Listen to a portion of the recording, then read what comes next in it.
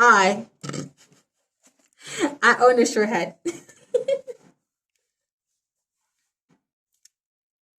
I own a short head, yo. I was like, I Shanks also like, he inspired me to do this and my cosplays. So yeah, no, so I'm just take this off though. I don't wanna like have it off for too long. No. I'm just gonna focus on that.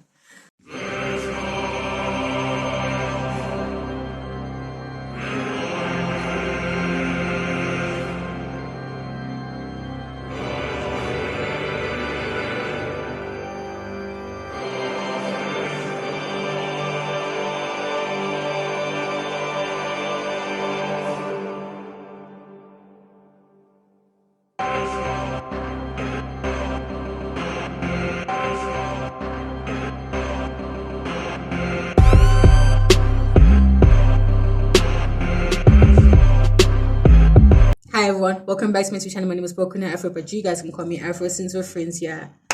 Don't say it, I'll say it for you. You look like a librarian. I do. That was the aim, and I killed it. No, but like I just like looking like this. I just think it's cool. So today I'll finally be talking about the long-awaited One Piece video.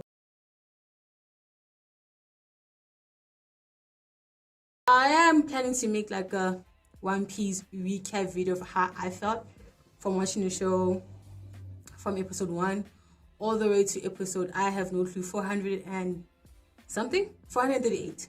And I'm at a roadblock right now because if I don't post this video, then I won't be able to get to my East Blue video, and I can't also do my Stray Kids video that I also have to work on my K-pop channel.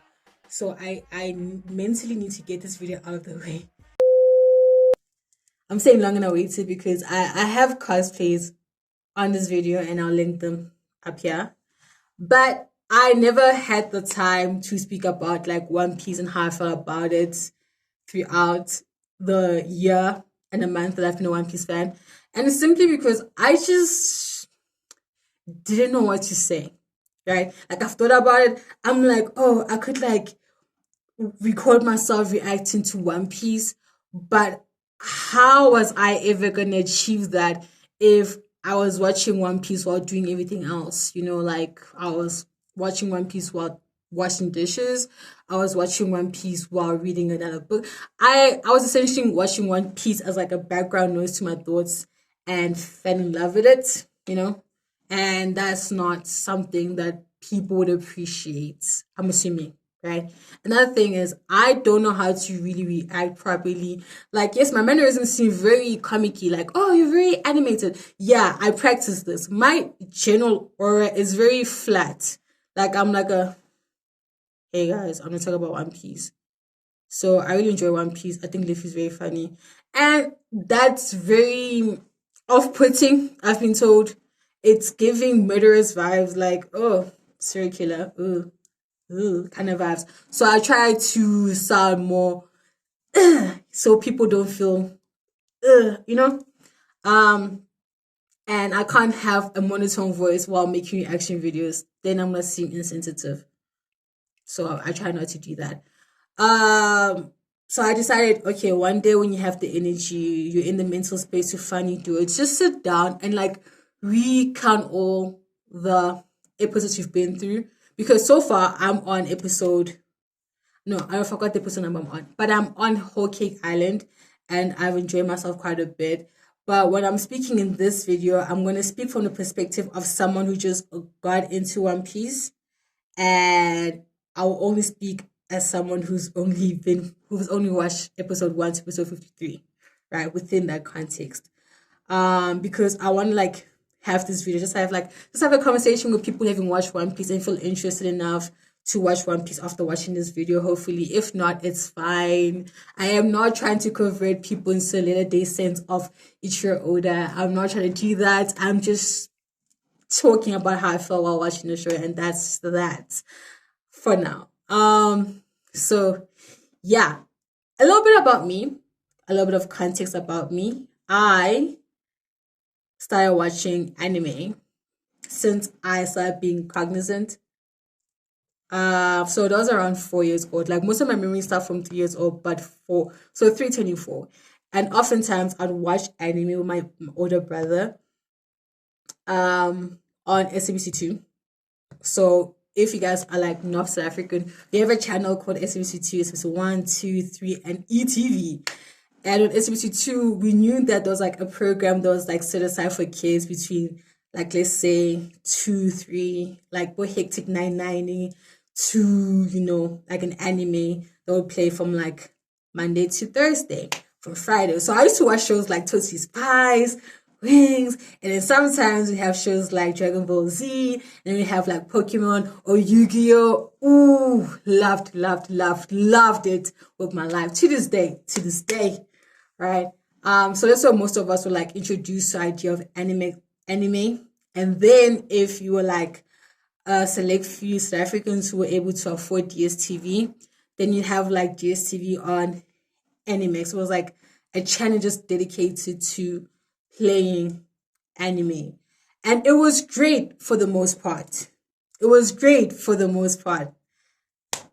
Until DSTV decided to just start playing Kenny versus Penny. Now, I know it's stupid to have a one-sided beef, okay, with two Canadians who don't even know I exist.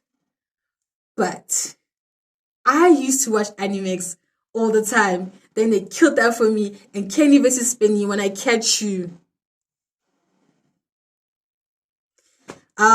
Anyways, so that became my source of anime. And then when the channel disappeared, I went to boarding school, blah, blah, blah, blah, blah, blah, blah, blah. And only around 2020 did my family get Wi-Fi. So I've been able to watch more anime in the last 4 years than I did throughout my whole entire life. But I wasn't really fazed by that because to me, I think watching anime is it's not like a race. It's like a marathon, man. I take it at your own pace. Like the moments where I can watch anime, binge it in 2 weeks, and the moments where I can go months without watching anime, and I don't ever feel like I'm less of an anime fan because of it. Like I'm not competing to see who can watch me. I'm not doing any of that. I'm just existing in my own space and doing what I like, and that's all I care about. Yeah, so that's just me when it comes to like anime and stuff like that. And I've been made aware of like One Piece since I was 15, I think, so 2012. 2012. No, I forgot my age. Anyways, I've been made aware of One Piece, but like every time I heard how many episodes there were, I'd be like, oof, child, no, you keep that. I don't want to watch One Piece. It's too long for my liking. And now here I am. Oh, how the turntables have turned. Whatever. I don't know how that saying goes. It's whatever. But on top of that, I had to like get myself to the point where I can actually watch One Piece, because before this, I would usually struggle to even watch like a 12 episode anime. The one I remember watching and I actually enjoyed so much was like Erased, and I was like, okay, I can do Erased. And then my friend was like, hey, have you read Bleach? And I read Bleach, and it was so good, Yeah, let me not get distracted. And then my other friend also suggested I read Naruto, so I got into manga during my teenage years while I was in high school-ish. So I was able to read manga, and then once I got Wi-Fi, I was able to go back to watching anime. And for me, preferably, I will always pick an anime over a manga. Same thing with One Piece. Someone suggested I read One Piece, it could be a lot more quicker. And while I did try, I didn't necessarily find the art style I didn't like the art style of the manga, so I just dropped it after like chapter 5. I was like, I'm not interested in this, but I do enjoy the anime quite a bit. I know quite a few people who don't enjoy the anime, and I think that's fine too. So yeah, I think I'll make a separate video on that though. For now, that is that for my introductions. I'd just like to give like a quick message to everyone before I start discussing the show. I am wearing glasses. I typically try not to wear any glasses in my videos because I have ring lights. I have a ring light in front of me, and I have a headlamp in front of me just to work on the lighting so my face isn't flat. It's a warm light this side, so LED light this side. Okay, just need to balance it out for my brain. But I try not to wear my glasses as often as possible in videos because I don't want it to clear in my glasses, but I want this video to be as concise as possible. It's not going to be very long because I do talk quite a bit when I am interested in a topic. That is very important to say. Um, and for that to work, I need to have a script in front of me with like bullet points, and I have that. But I can't see very far. I'm nearsighted, so I need my glasses to help me see what is going on. So if you guys do happen to see like a ring light play from each side, I do apologize for that. But for the sake of a conducive video, I need my glasses to read because I can't see. With that being said, oh, another thing, I cry very easily. I cry very, very easily, and it's going to be very uncomfortable for me to share that side of me with the internet. But within the East Blue Saga, there's been two arcs that absolutely shattered me for very different reasons, but mostly good. Has been the Baratie and Orange Town arc. So once I get to those ones, I'll give you guys a disclaimer like, hey, I'm about to start crying, and you guys are free to skip that if you want to. But yeah, just giving you guys a heads up. So let's just start with Romance Dawn arc, episode 1 to 3. Off the bats, I actually did not find the first episode that appealing. I know, blasphemy coming from someone who calls himself a One Piece fan, but I thought the first episode was just like okay-ish. Right, I was just okay. But I have this rule myself where I'm like, okay, do you gonna give like a show a season? You're gonna give a show a season to impress you, and if it doesn't, you can drop it. But luckily, One Piece, it took the first few seasons. I think it took up until I met Zoro for me to be like, I'd, I'm gonna still stay on the show and see how far it goes. So yeah, with Romance Dawn arc, we get to meet Luffy, Kobe, and Alvida. I'm gonna be honest with you. I thought it was actually pretty cool to see Alvida as a captain. Yeah, I'm gonna say it. I thought it was pretty cool. Like, obviously, we all know that like shonen is like targeted at like boys and young men, and then shoujo is targeted like girls and young women. So having like a representation of a woman being a captain within a show that's targeted to boys, I thought that was kick ass, especially given the time that it was released in like 1999. I think that's cool. That's really, really cool. One thing I've also noticed about One Piece, right? And this is from someone who was like an outsider for quite a lot of years.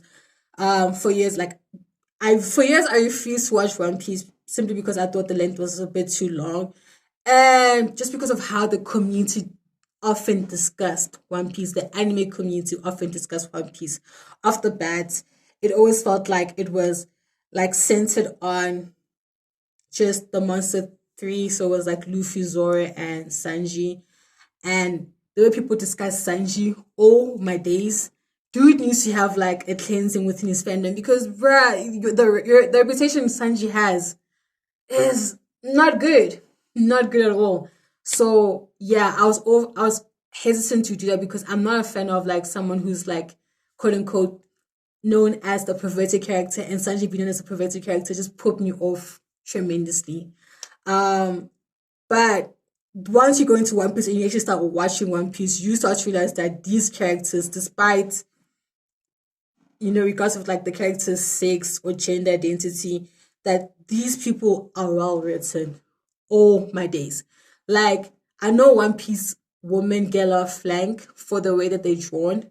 Not really a fan of it too, but they are one of like the most fleshed out characters I've ever come across, and I think that's brilliant given the length of One Piece and how long it's been going on and how it continues to like level up throughout these years. I think that's pretty cool. That's me though. Maybe we'll discuss more of this later on, but like that's just like initial thoughts.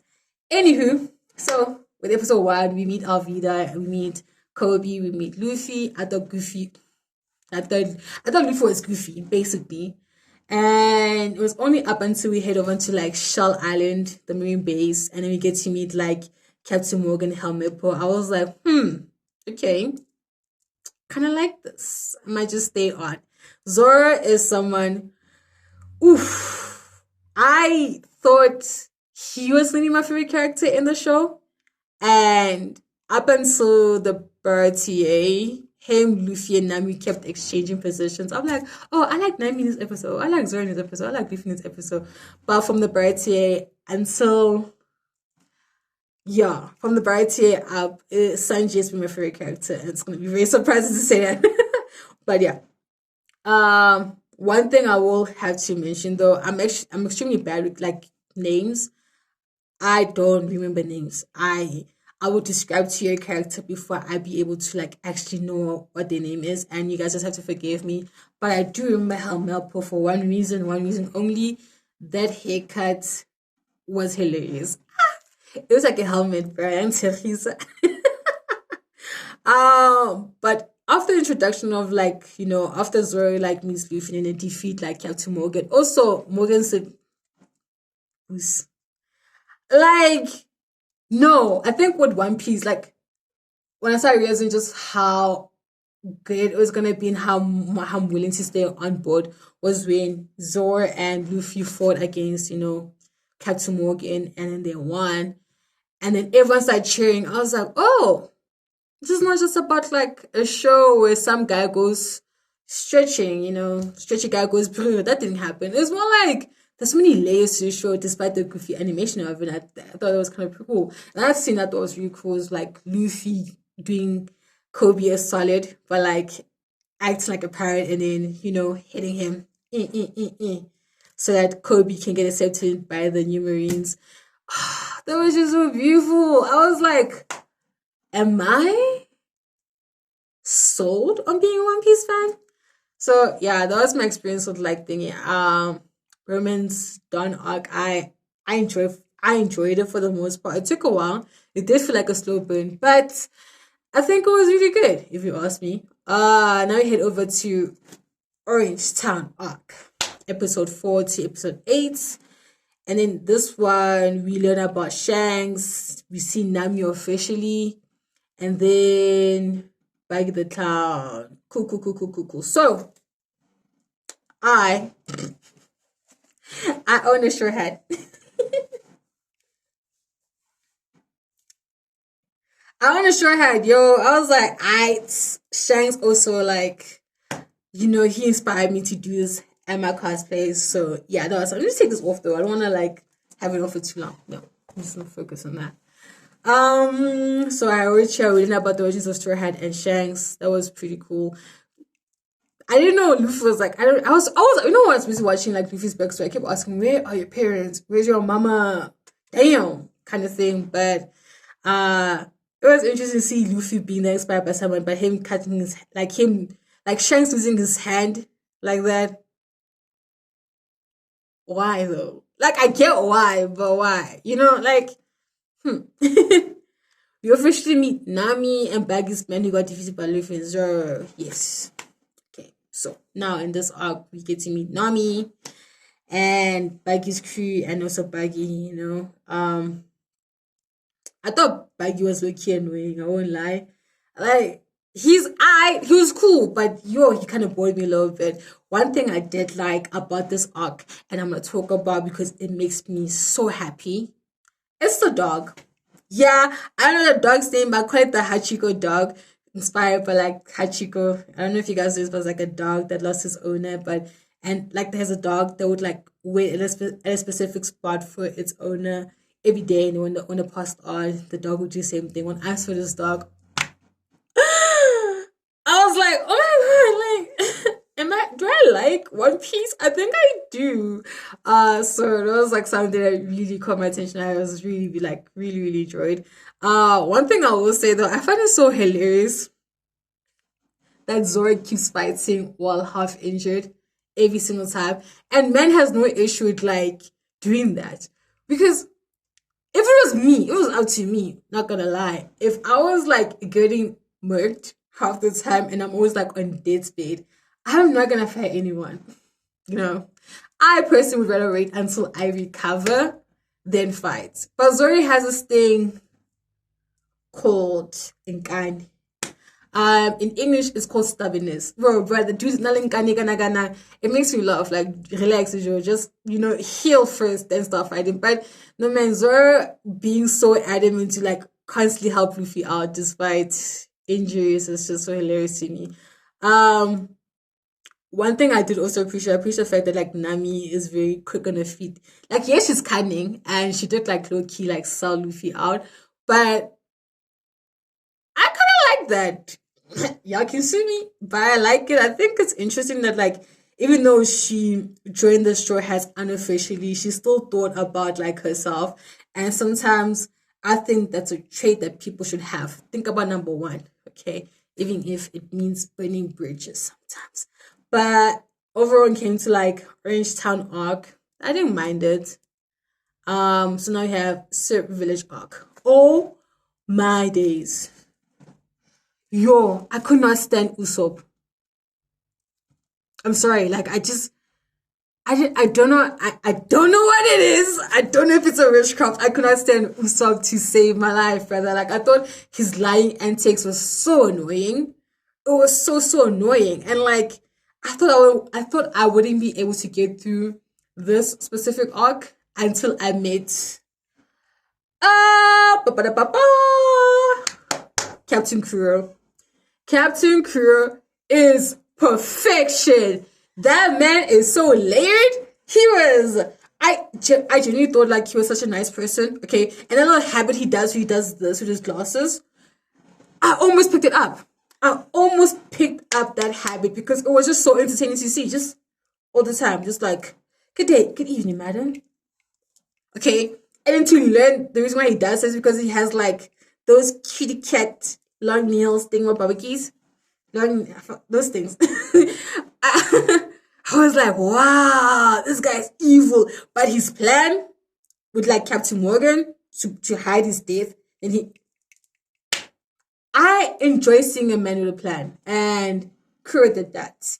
He's evil though, don't get me wrong. Evil, but good plan. Good plan, not gonna lie. Um, I will mention when it comes to like the whole like Surf Village thing in Barbecue. I thought Zoro was hilarious in this. Like I genuinely think Zoro is funny for one reason only. Zoro makes jokes for an audience of one, and he is the audience. Like when those kids came out to him, he was like, "Oh my gosh, what happened to Usopp?" Then bro turned around, and I was like, "We ate him." I was finished. I was so finished. I'm like, bro, what is is that your humor? Like, Zoro, be so for real, bro. So yeah, I enjoyed that part of thingy. One thing I also really like was when Cure did that cat spinning my babiki thing, my bob. You know that one, where he goes his trump card. You guys know it. He did his trump card, and then he attacks everyone. But his trump card is also a little bit goofy because it attacks everyone. It's like, bruh, can't you like discern who are the people in your team or not? No, he doesn't care. Cause do you know who Kuro cares about? Number one is him. And you know what? Valid. I can respect that. But it was in that moment where he just starts attacking everyone all willy nilly that I saw a bit of like that seriousness that Luffy has that I will soon come to admire quite a bit sometimes in certain situations. And this is one of them because you can tell that this dude really cares about the people he works with. And I just thought that was so nice. Like, like wow, I actually like how much he values people and how much he values his crew members and allows the way he views the world to navigate the world. And I think that's pretty cool. One thing I will say though about Luffy, dear God, brother, your art skills. Joe. Oh, your art skills are horrendous. What was that? Genuinely, what was that? It was so bad. I was like laughing.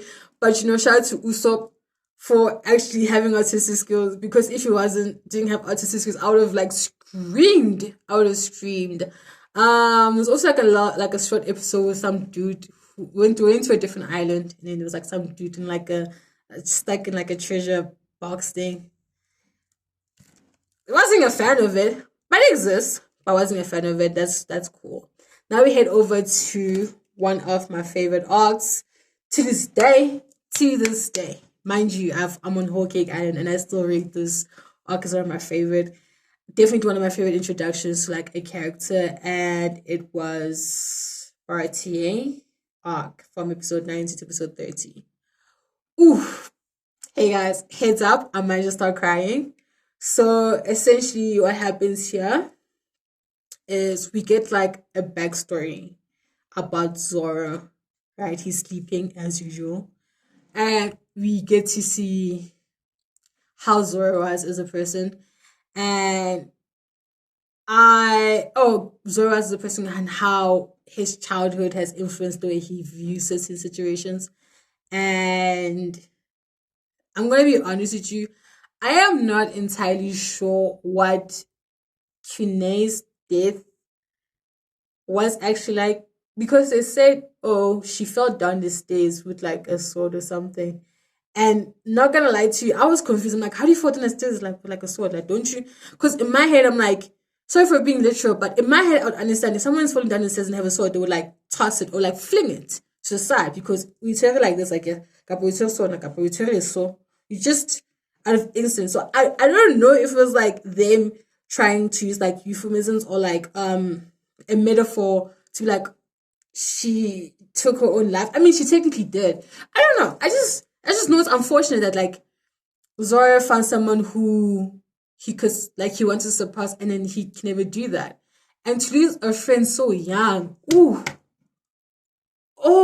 that broke me. I was like, ooh, yeah, that backstory low key kind of broke me. I mean, I cried when like Lil Zora cried, but he's a grown man now. He's 19. Oh my days, he's not grown. He's 19 years old. Also, when I learned these people's ages, I was like laughing. I didn't like Sanji and like no, Sanji and Zoro are 19, Nami's 18, and Luffy and Usopp are both 17. And I was laughing when I found out the ages. I'm like, they don't look like that. Don't look like that. Like they behave like people who are old, you know. But I guess having like a tough life will age anyone. I mean, look at me. I'm 52. I'm not 52. I'm just joking. One thing I did like, I like the fact when like I like Luffy and Usopp being goofy. You know, like I like the fact that even though they've lived such, they're just goofy. Like I like when kids don't act like kids, even if 17 to most people be like, no, you're grown enough to know better. Yeah, but you can still do dumb things, and that's what they did by them firing a cannon towards the Baratie. You see what happens when you play silly games? You will win silly prizes. But in this case, you guys won Sanji, so I guess sometimes good things can come from being dumb, right? Um, when it comes to Sanji, when I met Sanji, oh my gosh, like I said, Sanji's reputation needs to be cleansed because that guy does not have a good representation. He doesn't. It's so strange. When I walked into One Piece, I'm like, I'm gonna hate this character. He's gonna become such a like a womanizer. That man cannot pull.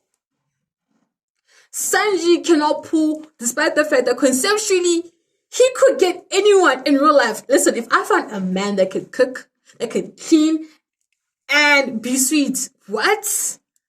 What?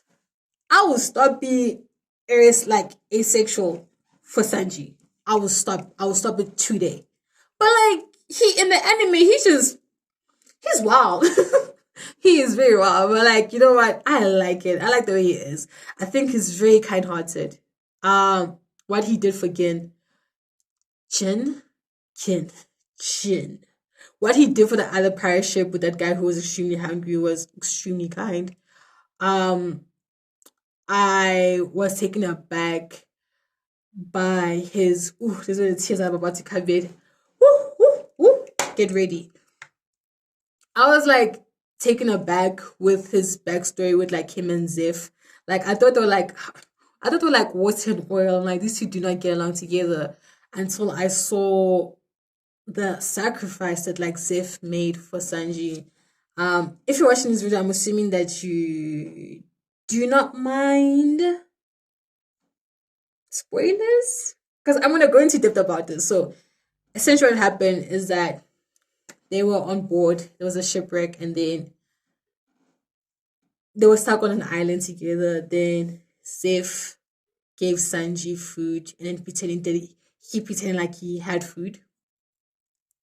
And then they were like stuck on that like that deserted island for quite a bit, and they were becoming emaciated with like no food and water. And then one particular day, Sanji got hungry and then he went to the other side of the island because they were both on like separate sides.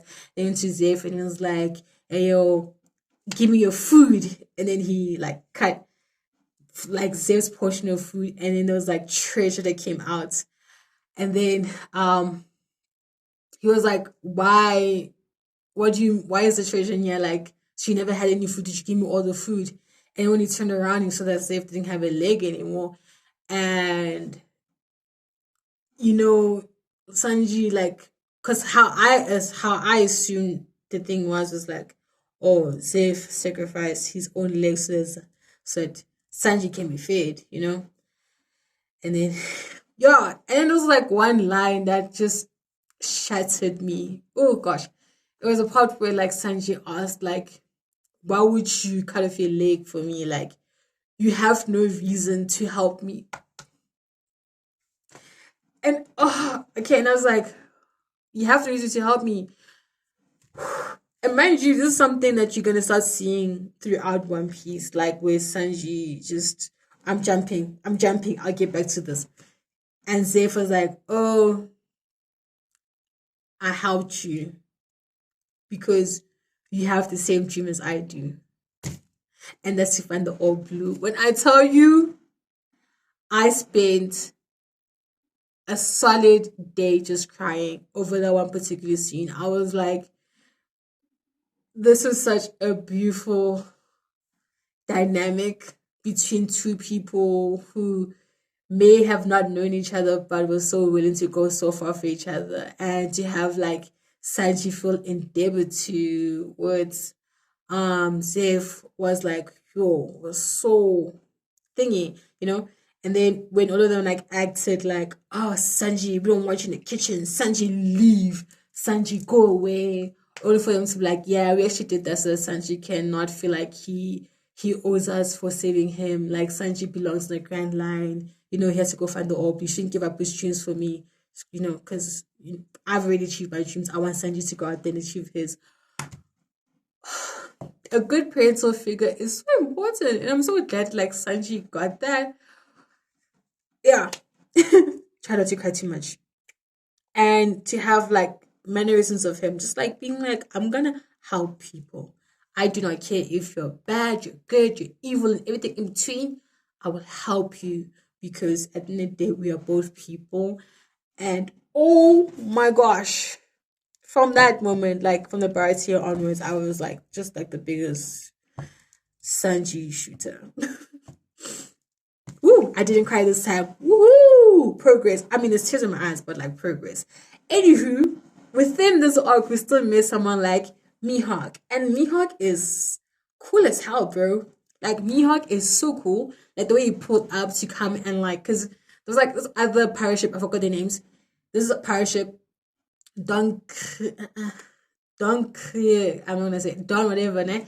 Him and his shipmates were like attacked by Mihawk, and then Mihawk was like, I'm not down with you, good lot. And then he went and he to go fetch them again, and then he found them at the Baratie, and then when Ace is about to finish the job, like Zoro jumps in like, wait, I wanna fight you because you're the best swordsman, and I'm trying to be the best swordsman. Then Mihawk was like, you're not my level up, right?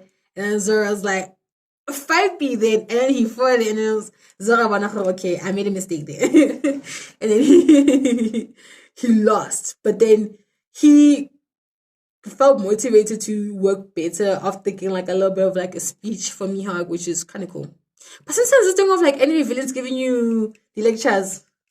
Mpola yo, king going. Oh, it's not your time to die yet. Just kill me. Nothing on us, like so something, but this is like, I don't know, maybe it's like enemy logic. Zoro, Luffy, Sanji, all of them, they've been in countless fights, right? But it seems like the only scar that's ever stayed on Zoro's body is this scar. Like this scar. Luffy has like this scar. I'm wondering, they've been hurt countless times. Why is it those scars stayed? You know, I've been wondering about that for quite a bit. But anyways, back to Sanji. that goodbye with Sif. Oh my gosh.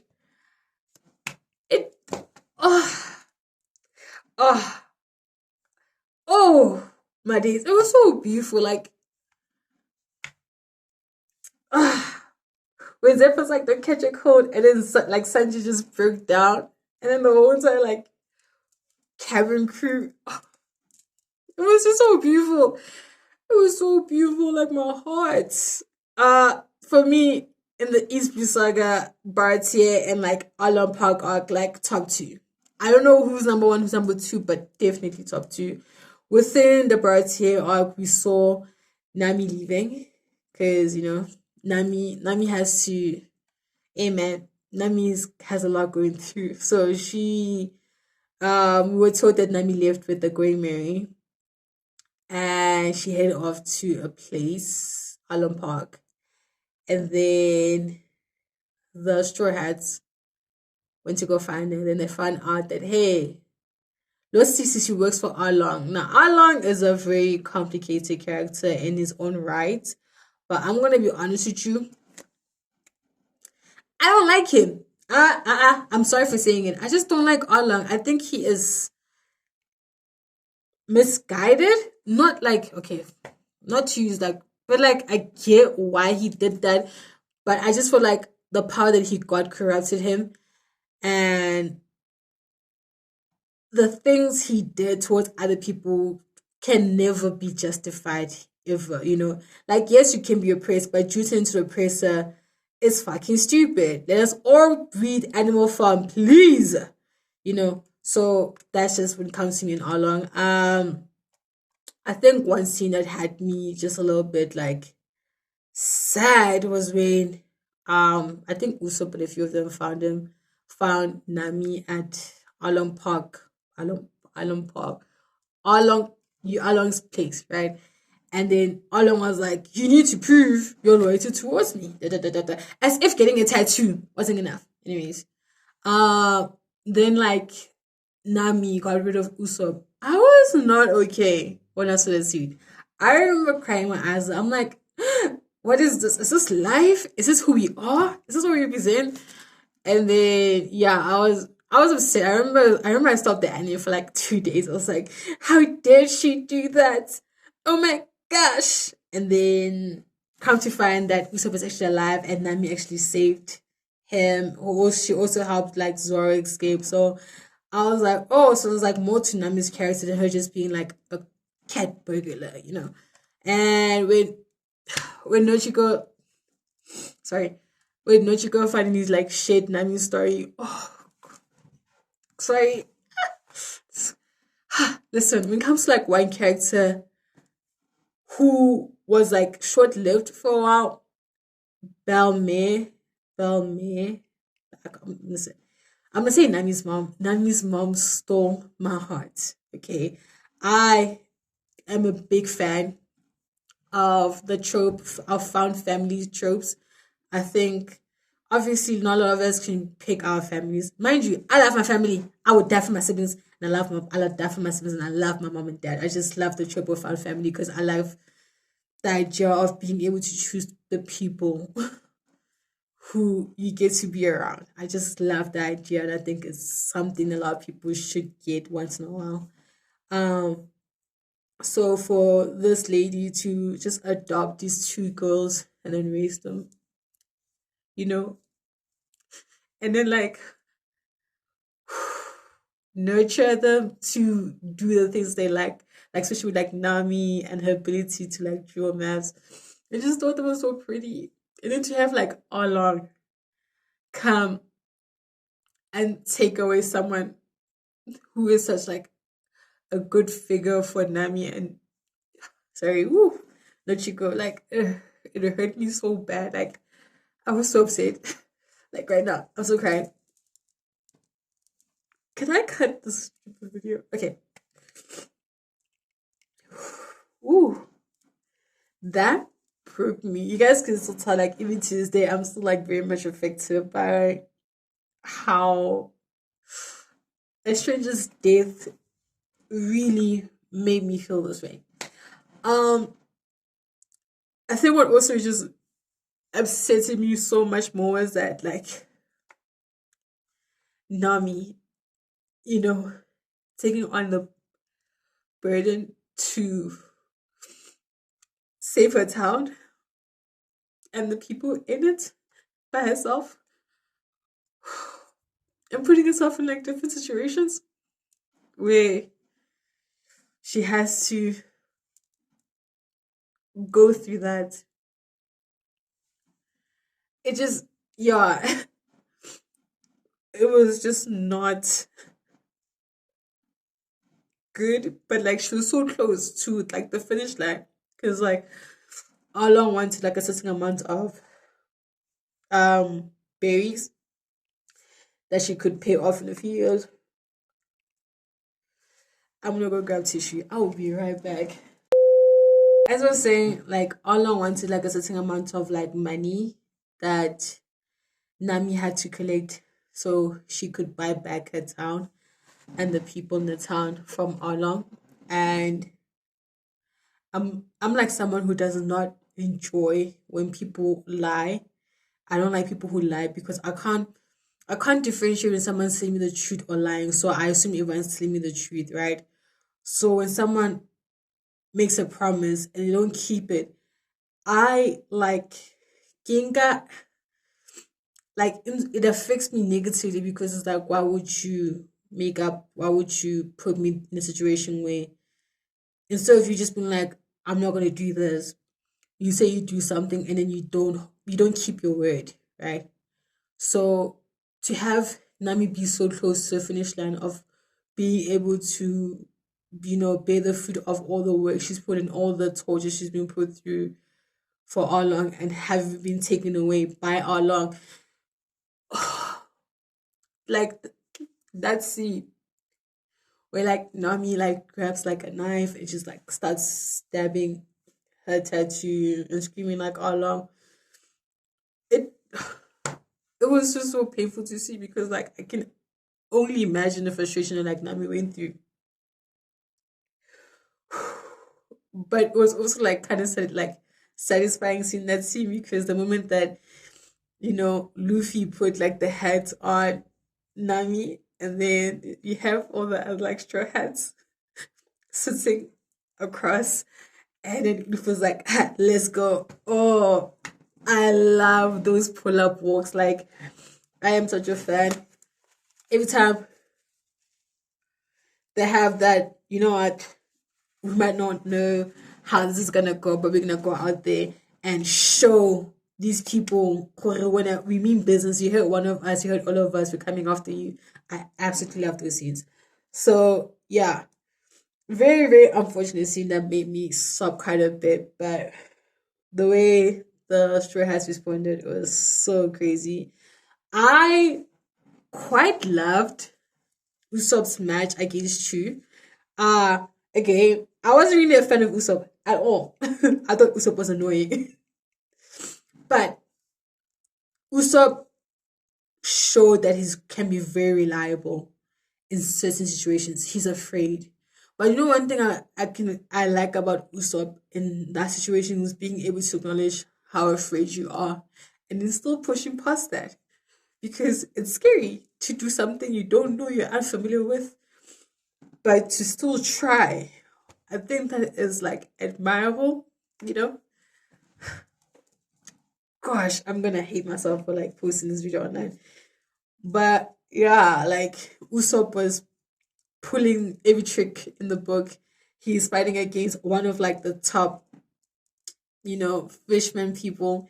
And for Usopp to win that fight, I remember like cheering. While watching him, I was like cheering and like screaming like, Usopp, like this is you. You did this. I am proud of you, Usopp. So yeah, that was a very good one. Another thing I really like, was just how willing everyone was willing to go for Luffy. I will admit though that at times, can I? I'm gonna come back again. I'm gonna do that. I'm gonna wipe off this lip gloss so I can have like Vaseline in my lips. I can, you know, be composed. But I'm gonna talk about how I enjoy seeing how far the straw hats are willing to go for Luffy. Because why are you going so hard for someone you just met? Like why? Like what is it about this guy that makes it, something that everyone wants to do? I'll be back. I am back. So, um, one thing I was so very fascinated about One Piece was just how willing all these people who just recently met Luffy were so willing to go for him, right? For example, Sanji had a battle against Kurobi. Kurobi. I don't know how to pronounce it, but I'm sure I butchered up. And they were fighting in the water. Mind you, Sanji's human, I'm assuming.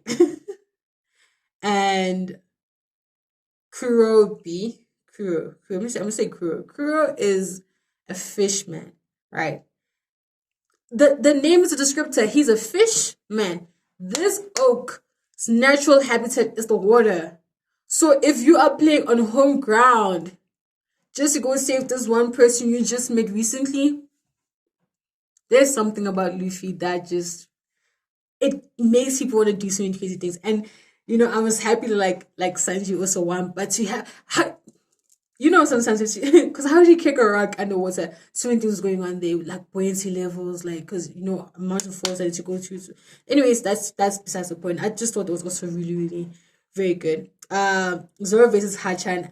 There are times why I like about like Zoro versus Hachan was like interesting because there was a point I didn't necessarily think that Zoro was gonna win, but he won again, just barely making it, also getting injured as usual. But Zoro has this thing was like, I'm not injured, just give me beer and race and I'll be okay. And I'm like, girl, I guess. But overall, I thought like Allen Park was whew, it was emotional. I cried. But I walked out so happy, and it was at this point within my One Piece journey where I was certain that I'm in this for the long run. And now that I'm on Whole Cake Island, I can definitely say I've been in this for the long run. I do have one question though, and it's regarding Nami's tattoo. So I don't know how time works in the One Piece universe, right? But we all saw her stabbing her arm. Okay. And then there's a scene where she's getting a tattoo. It wasn't even a cover up. Like, how? One Piece explain. Just explain that part. Another thing that I also kind of like was just like the moment between like Zoro and Sanji. I especially like this one because like again within the One Piece fandom, people make it seem like these two hate each other. And while they do argue quite a bit over dumb shit, I'll be honest, I don't necessarily find they fighting as anything else but just two people fighting like banter ish. Um, I just think it's banter to be honest. Now we enter. I can't say this word. Log Town Arc. If I said that wrong, don't correct me. I do not respect the English language. So we got introduced to like devil fruits, different types of devil fruit. I don't have the size to what Luffy's devil fruit is. But we got introduced to ones called Logia type devil fruits. And then Zoro got like a new sword and stuff like that. And you get to meet the Marines. And because I am on the pirate side, right? Even though in my head, logically, I understand that the pirates are actually like the bad guys because they're like bandits, and not every pirate ship from One Piece is like the Straw Hats. The Straw Hats come to a new town, they and they beat the bad guys, and then they escape after and helping a different town. Like with Usopp's village, they helped Thingy, and they got a boat, and they skedaddled. Like I get not every ship, but sometimes you can hope, but because at times almost like the Marines don't do much. Like the Marines are corrupt. Like the Marines remind me of the police. Not all of them. Sorry, I'm gonna go for the tangent. Like, but in a way, like the Marines, I understand the existence of the Marines and why that they there, and I can see the good that can come out of having the Marines. But at the same time, I live in South Africa, so my perception of people who act like they uphold justice is just negative. I think they are useless fucks. And for the most part, One Piece is proving that I'm right. I mean, yeah, there's people like Kobe. Kobe, he's gonna work hard and he's gonna join the Marines and he's gonna stop bad pirates. And yeah, good job for him. Sometimes you can be on the inside and do and make a difference. But for the most part, I think how the Marines function can be misguided, especially if you have like a captain like Captain Morgan who is a nuisance and drunk of power and should have been defeated long ago. But if you have a captain who's good, then I can understand how your functionality as a Marine is good. There's a lot going on in my mind. So yeah, anyways, one thing I like about One Piece, I like the fact that One Piece is one place where someone can have a hit on their head and everyone celebrates you. Like everyone is like, oh my days. Did you hear that Luffy had like got like a bounty and he had like Shanks like freaking celebrating. You had like Mihawk being like, why am I invited? Why am I here? Kind of thing. But it was just nice to see people so like enthusiastic to see someone just getting a bounce in the head. That's funny to me. So in this arc, the crew arrived at like Locktown. Tis the largest town before the Grand Line, and it's a place where Gold Roger was born and executed. Mind you, in the most G way ever. What? That's no, I don't know much about Gold D Roger at all, but I think that guy's like I think it's kind of cool. Not gonna lie to you. It was also in this arc where Zoro gets to meet Tashigi, and Tashigi looks exactly like Kunai. Like at your point, Kunai. I have to learn to say names. Anywho, looks like his friend from the past, and I genuinely thought it was her. Like, oh, so you just ran away.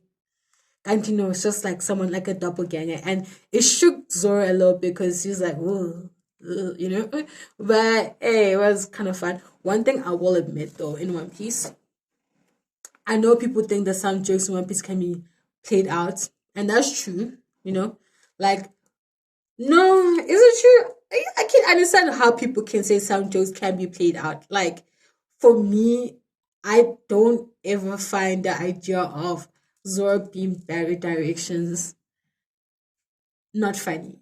I think it's hilarious every single time. And the thing is, I like Zoro's bad skills with directions because I am similar in a way. Like I still find myself being like, oh, you turn left, you turn right. I'm like mentally, I'm like left, left. Okay. I do that mentally. So to have a character so cool, so big, so bad, be absolutely garbage at directions makes me laugh every single time. There's this one scene with the Marines who are like, "Sorry, where are you going? Are you dumb? Like, bro, you need to go north, north." Then it was like, I'm a head north, and then bro up, bro up the stairs, and my friend was like, "That's so dumb," and I was like, "No, I see the logic. I mean, I get it."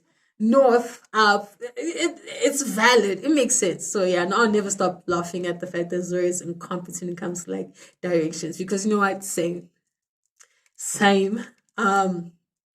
Here we have like Luffy being caught by like Baggy and Alvida, and it was so cool seeing Alvida's like change. Like, go girl, slay queen, you look awesome. Baggy again, I don't mind Baggy. Like as a cosplay, I think Baggy's cool, but like as a character, I'm just like, okay, yeah, I guess, I guess. Just really, I was quite glad that like they were able to escape. Luckily, thanks to that weird dude with the face and the thing and that thing, man. I think that was also pretty cool. I have no clue who the person is. One thing about One Piece though, One Piece will One Piece will make you ask questions in episode 50. You'll only get answered in episode 435. Like, I was like, literally, this is literally me in One Piece. Who is this character? Then like 20 episodes, I'm like, oh. So yeah, no clue that guy was, but you know, the one scene in One Piece that I absolutely loved with my whole entire being is the scene where I think they're about to enter the Grand Line, and the One Piece like they do the little declarations and stuff. So I think it starts off with like, oh, I'm gonna be the king of pirates. Then Zoro's like, oh, I'm gonna be the greatest swordsman. Then Sanji's like, I'm gonna find the all blue. Sorry, I get so emotional talking about Sanji. Woo! Sorry. If Sanji's like a real person, what's up, Tess Skyler? No. I think I'll definitely cry if I ever had to meet Tess Skyler because like I adore the whole entire like One Piece cast, but I relate so much more with like Sanji, and I don't think I'll be able to hold myself if I was able to stand in front of someone who portrays Sanji, and you know I'll just break down and cry, and that's fine. We are all human, and expressing emotion is okay. Yeah, what does it say? So Sanji's like, oh, I want to find the all blue, and then you have this moment with Usopp that Usopp. So there's this moment where like Usopp is like, and I'm gonna be the bravest warrior at the sea.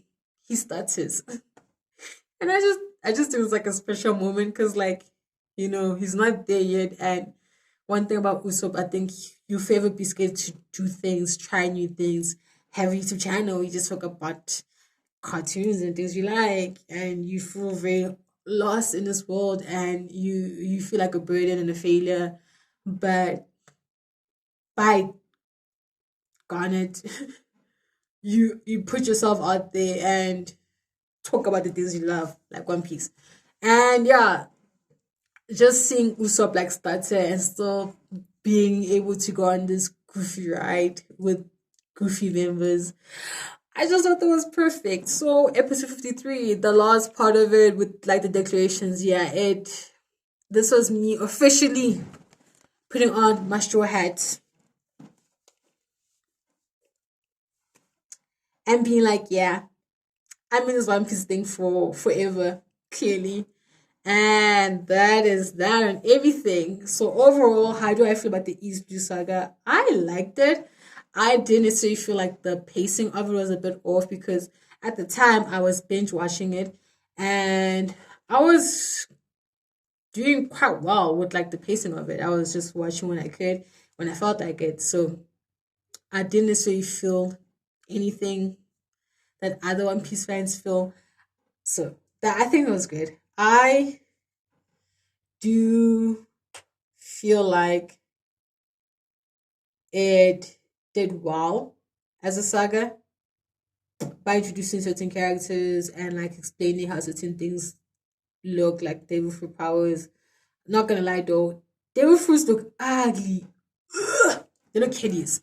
But I'm just overall happy with the saga, and I'm happy that I finally get to quote this video and release it to the world, even if it's all over the place. I did try to be as concise as possible, but that is that from me. I will then talk about the next arc. What is the next arc? I don't have the slightest clue, but I will post about it hopefully by the end of this month. So until then, I will see you guys in my next video. Sorry for all the crying, my bad. I am only human. Bye.